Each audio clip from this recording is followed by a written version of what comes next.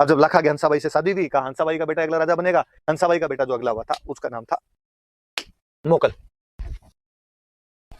लखा जी जल्दी एक्सपायर हो गए, मोकल तब तक छोटा ही था, तो साहब मोकल का गार्जियन कौन, मोकल का ध्यान कौन रखेगा? चुंडा ने कहा, मैंने कहा था कि मैं केवल अपने सौतेले भाई को राजा नहीं बनाऊंगा बल्कि उसका ध्यान और रखूंगा। तो मोकल का पहले कोई गार्जियन बना था, उसका पैटर्न उसका कोई बना था तो चुंडा था। चुंडा संभालता था उसको। लेकिन जब चुंडा संभालता था तो हंसाबाई को डाउट रहता हमेशा, और हंसाबाई को लगता कि ये मेरे बेटे पे रोप जमाने की कोशिश कर रहा है, ये मेरे बेटे को डिस्टर्बेंस करता है। और इसके मन में, इसने तब बंदों के बीच में कह तो दिया था कि मैं अगला राजा नहीं बनूंगा, पर इसके मन में आज भी राजा बनने की है, ये राजा बनना चाहता है, और इस वजह से ये मेरे बेटे को तंग करता रहता है। और इसके माध्यम से ये सीट पे इसको बिठा रखा है, बाकी पूरा कंट्रोल इसके हाथ में। मनमोहन सिंह सोनिया गांधी वाली सी बात हो रखी, पूरा कंट्रोल इसने ले रखा है अपने पास में। और उसने दिन चुंडा जी को बुलाकर, क्या तरीका है, जब खुद ने लोगों के बीच में कह दिया था मोकल राजा बनेगा, मेरा बेटा राजा बनेगा, तो क्यों तंग करते रहते हो? मैं तंग कहां करता हूँ, मैं उसका गार्जियन हूँ, संरक्षक हूँ, वो बच्चा है, समझाऊं तो सही क्या करना है क्या नहीं करना है। उसने कहा सब समझ में आता है उसको, सब पता है, और आपको कोई ज्यादा ना समझाने की ना आवश्यकता नहीं। बड़ा बुरा लगा चुंडा को। चुंडा लगा कि चुंडा ने कहा इसका मतलब आपको मेरे पे डाउट है? उसने कहा पूरा, मुझे पूरा डाउट है। हंसाबाई ने कहा, चुंडा जी ने कहा कि जब आपको इतना डाउट है तो मैं तो मेवाड़ में रहूंगा ही नहीं, मैं कहीं और नौकरी कर लूंगा। और कहते चुंडा जी मेवाड़ छोड़ के चले गए थे, मेवाड़ से आगे मध्य प्रदेश की तरफ जाते तो मालवा आ जाता था, और मालवा में उस टाइम सुल्तान हुआ करता था होशंग शाह, और मालवा के सुल्तान होशंग शाह के पास जाके नौकरी कर ली थी। अपने कमा के कहीं खा लेंगे यार, यहाँ कोई रहना अपने को जरूरी थोड़ी है। अब जब चुंडा जी चले गए तो हंसाबाई को लगा यार गलती हो गई, वास्तव में संभाल तो चुंडा जी रहे थे इतना दिन तक, अब कौन संभालेगा? तो हंसाबाई को अपना भाई याद है। अभी मैंने बताया था हंसाबाई का भाई था रणबल। अब थोड़ी सी बात वापस सुनो, मारवाड़ में राजा कौन थे? मारवाड़ के राजा भी चुंडा थे, और चुंडा की राजकुमारी थी हंसाबाई, राजकुमार का नाम क्या था? रणबल। रणबल बड़ा था।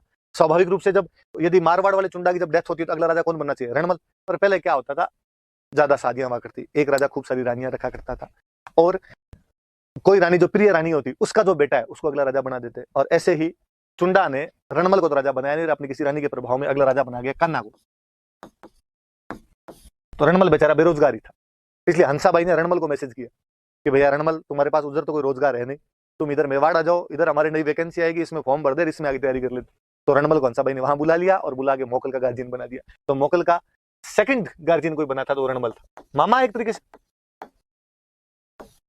तो रणमल यहाँ पे आगे गार्जियन बन गया। रणमल यहाँ पे कई दिन तक रहा, और रणमल ने यहाँ पर आगे व्यवस्था वगैरह एकदम दुरुस्त कर दी, थोड़ा एकदम मोकल को सही सिखा दिया क्या करना है क्या नहीं करना है। फिर एक दिन हंसाबाई के पास गया, उसने कहा दीदी अब मैंने यहाँ पे सिखाई दिया, अब मैं वापस चला जाऊँ? हंसाबाई ने कहा थैंक यू, अब तू जा सकता है। दीदी एक मन की बात और थी, आपको तो मैं कर लूँ, यहाँ बताओ कि आपको तो पता है अपने पापा चुंडा जी जब मरे तो राजा बनने का नंबर मेरा था। हाँ भाई तेरा था, पर वो कान्हा को बना के चले गए। हाँ पापा बना के, मत क्या ही कर सकती हूँ। कान्हा की भी डेथ हो गई, अब तो उसकी जगह सत्ता बना हुआ है। उसने कहा हाँ ये भी सही है, सत्ता के पास सत्ता है आजकल। तो उसने कहा मेरा नंबर कब आएगा, तो मैं क्या हेल्प कर सकती हूँ बता। तो उसने कहा आप थोड़ी सेना दे दो मेवाड़ वालों की, तो बाकी तो मैं देख लूंगा। तो कहते हैं वहां से मेवाड़ की सेना लेके आया रणमल, यहाँ पे आके मारवाड़ की गद्दी पे कब्जा कर लेता है, सत्ता को नटा के। तो यहाँ पर भी रणमल राजा बन जाता है बाद में। तो रणमल इधर राजा बन गया और मोकल उधर राजा बना हुआ है। ये तो मोकल की शुरुआती थोड़ी बातें याद रखना आपने, कि इधर पहले संरक्षक चुंडा बने थे, फिर चुंडा पे हंसाबाई जब डाउट करती है तो वो मालवा के राजा होशंग शाह के पास चले जाते हैं, फिर रणमल बनता है, और फिर रणमल मेवाड़ वालों की सहायता से अपने मारवाड़ पे भी कब्जा करता है। तो सामान्य सी बात है। अब अपने तो पढ़ने वाली बात ही है कि अपने मोकल के बारे में, मोकल ने क्या क्या किया राजा बनने के बाद। एक तो उसके कंस्ट्रक्शन पढ़ने हैं थोड़े से, एक आधा कोई अभिलेख पढ़ना है उसके टाइम। देखो दो तीन सीधी सीधी सी बात। तो कल मैंने बताया था कि मेवाड़ वाले राजा किसके नाम से शासन किया करते थे, तो मेवाड़ वाले राजा एकलिंग जी के नाम से शासन किया करते थे। एकलिंग जी का मंदिर कहाँ पे? कैलाशपुरी में। कौन बनवा के गए? तो बापा रावल बनवा के गए थे। पर वो मंदिर बना हुआ था, उसके चारों तरफ चार दीवारी नहीं थी, परकोटा जिसको अपने बोलते हैं, रैमपार्ट जिसको कहते हैं, वो नहीं था। इसलिए मोकल ने जो एकलिंग जी वाला मंदिर था उसका परकोटा बनवाया था। तो एक निर्माण करे तो ये याद रखना है, एकलिंग मंदिर का परकोटा, परकोटा बनवाया था, रैमपार्ट बनवाया था। एकलिंग मंदिर के अंदर ये बनवा दिया था, शिव जी का मंदिर एकलिंग जी का, उसका चार दीवारी बनवा दी, मंदिर बना हुआ था, उसके बाद चार दीवारी खड़ी कर दी। याद रखना कि मंदिर बनवाया किसने, तो मंदिर तो बनवाया था आपके बापा रावल ने, उसकी चार दीवारी का निर्माण किसने करवाया, तो उसकी चार दीवारी का निर्माण करवा दिया था मोकल ने, उसकी चार दीवारी का निर्माण करवा दिया। और सुनना, देखो चित्तौड़ में एक मंदिर था समिधेश्वर, इसका रिकंस्ट्रक्शन करवाया था, हिंदी में बोले तो इसका पुनर्निर्माण करवाया था। एक तो मैंने कल बताया था जिनमें पीछे स्वर लगे वो शिव जी के मंदिर है। समिधेश्वर चित्तौड़ में एक शिव जी का मंदिर है, उसका ये क्या करवा रहा है? रिकंस्ट्रक्ट करवा रहा है। फिर दिमाग में बात है कि जब इसका रिकंस्ट्रक्शन करवाया उस आदमी ने, तो इसका कंस्ट्रक्शन किसने करवाया होगा, ये बनवा के कौन गया होगा, ये भी अपने आप में क्वेश्चन है। तो शिव जी के मंदिर ठीक है, तो ये आपने पढ़ेंगे, ध्यान रखना, ये बात करूंगा मैं। और फिर ये चित्तौड़ में वो कैलाशपुरी वाला, फिर चित्तौड़ में एक मंदिर और बनवाया था, द्वारिकानाथ, विष्णु भगवान का मंदिर बनवाया। और केवल मंदिर ही नहीं बनवाया था, इसके पास में एक तालाब भी बनवाया था, पौंड पौंड बनवाया था। और क्या कंस्ट्रक्शन करवाई इसने, एक भाई थे बाघ सिंह की डेथ हुई तो उनके नाम पे एक पौंड और बनवाया था, बागेला,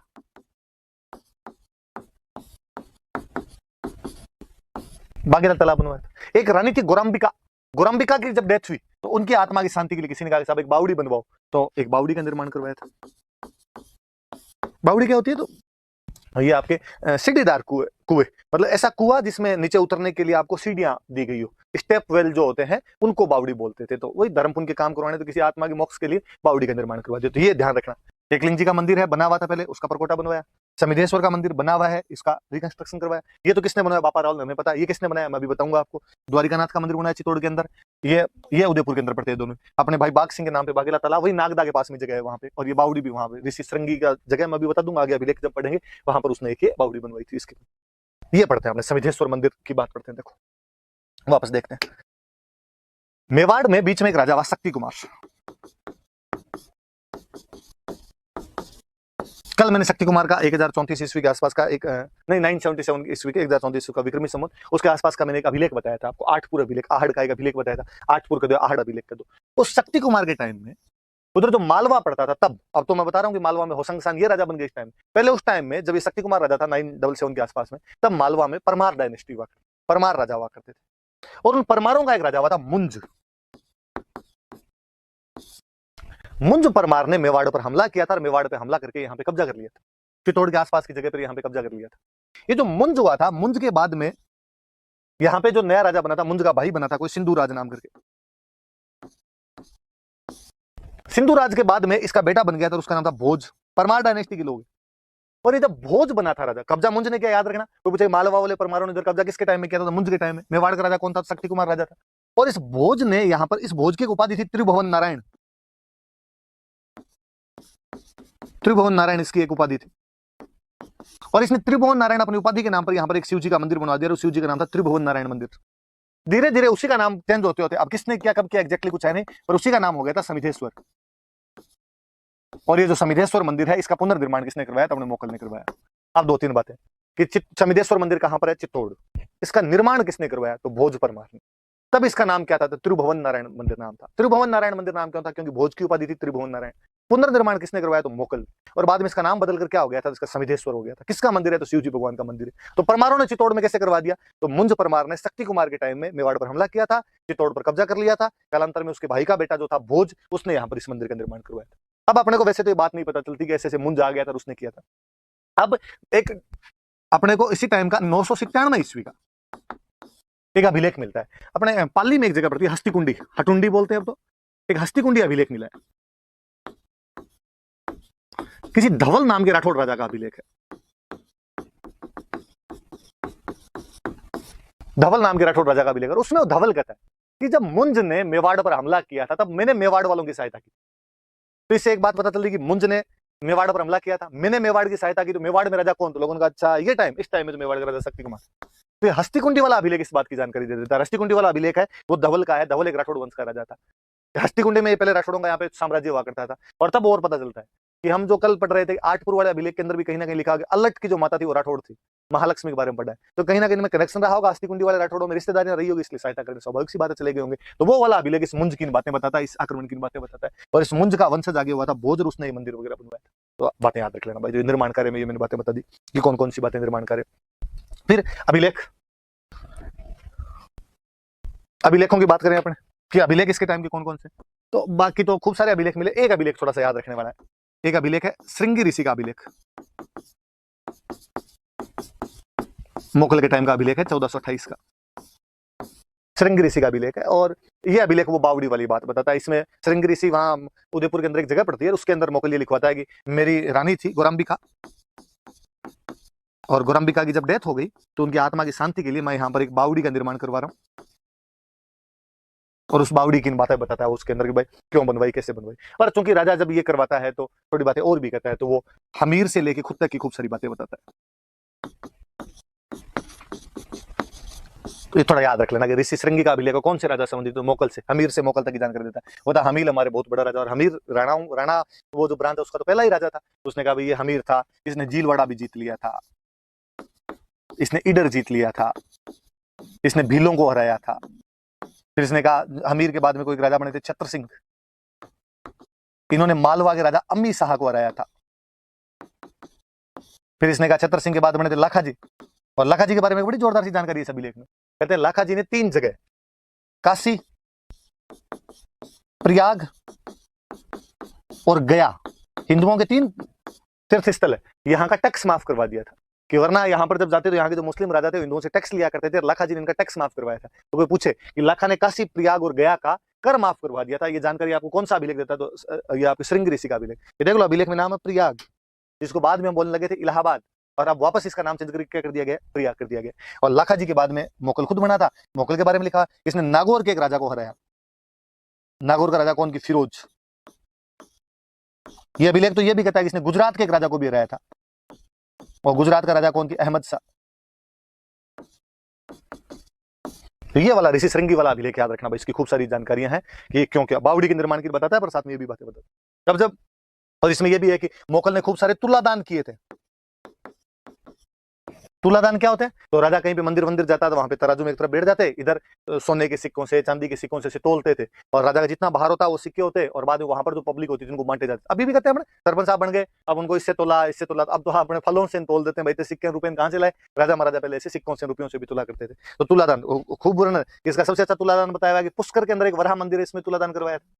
आगे मैं और बताऊंगा पुष्कर वराह मंदिर किसने क्या बनवाया, पर इस बहाने याद रखना, तब मैं पूछूंगा आपसे कि कौन से अभिलेख के अंदर ये जानकारी है। तो श्रृंगी ऋषि वाले अभिलेख के अंदर ये जानकारी भी मिलती है। तो श्रृंगी ऋषि वाला अभिलेख किसका है? मोकल का। अब जब इसमें लिखा है इसने अहमद शाह को हराया था, तो अहमद शाह हो सकता है इसे एक बार हार के गया हो, फिर अहमद शाह बौखलाया हुआ था, उसको वापस बदला लेना था। इस बार अहमद शाह ने वापस हमला किया थोड़े दिनों बाद, और वापस जब हमला किया तब मोकल ने कहा अच्छा ऐसे कैसे लड़ने के लिए आएगा, और कहते मोकल सामने गया लड़ने के लिए। मोकल ने कहा मैं आ रहा हूँ, और राजसमंद में एक जगह पड़ती है जीलवाड़ा, राजसमंद में अपनी जगह एक जीलवाड़ा, जो पहले लिखा हुआ है कि जीलवाड़े को जीत लिया था, उस जीलवाड़ा में सेना को रोकने के लिए गया। उधर से अहमद शाह आ रहा है गुजरात की तरफ से, मोकल अपनी सेना लिए बैठा हुआ है कि इसको अपने रोकेंगे। और तभी वहां पर ये जो एक मैंने बीच में आपको एक राजा बनाया छत्र सिंह, इनके पासवान मतलब इनकी कोई दासी थी, उस दासी के 2 बेटे थे, चाचा और मेरा। ध्यान रखना ये नाम है चाचा और मेरा, मेरा चाचा नहीं है, माई अंकल कर लो आप। नाम है इनके, एक का नाम है चाचा, एक का नाम है मेरा। ये कोई मोकल से पुरानी किसी बात को लेकर थोड़े बहुत नाराज चल रहे थे। एक बंदा इनके साथ में और जुड़ा, महपा पंवार, और इन तीनों ने मिलके वहां मोकल कहते हैं अपने कैंप के अंदर बैठा हुआ था। ये मोकल के सिपाही थे, मोकल की सेना में थे, लेकिन मोकल से किसी बात को लेकर रंजिश थी। ये गए, इन्होंने वहां पे जाके मोकल को मार दिया। तो मोकल को जीलवाड़ा नाम की जगह पर मारा गया था। उसमें मोकल किसके हमले का वेट कर रहा था? गुजरात के अहमद शाह के हमले का वेट कर रहा था। और किसने मारा? तो चाचा, मेरा और महपा पंवार नाम के 3 बंदे थे, उन्होंने मार दिया था। कहते हैं उस दिन वो मोकल के बेटे को भी मारने वाले थे। मोकल का बेटा था कुंभा, लेकिन कुंभा को साथ वालों ने बता दिया, कुंभा तेरे पापा को तो मार दिया, तेरे को और मारेंगे। कुंभा ने भाई साहब चप्पलें हाथ में ली और वहां से सीधा चितौड़ा के रुका था आपने। तो कुंभा तो बच गया था, लेकिन उन्होंने मोकल को मार दिया था। तो मोकल को जीलवाड़ा नाम की जगह पे मार दिया। अब जब राजा मर गया तो अब क्या करें? तो रानी थी, मोकल की रानी थी कमलावती, बहादुर महिला थी। कमलावती ने कोई बात नहीं, युद्ध तो होगा, जरूर होगा, और कल मैं लड़ लूंगी। तो कहते हैं अहमद शाह का सामना यदि दूसरे दिन किसी ने किया था तो कमलावती ने किया था, और अहमद शाह को वहां से वापस मोड़ दिया था। अहमद शाह मेवाड़ का कोई ज्यादा नुकसान नहीं कर पाया था। तो ये मोकल।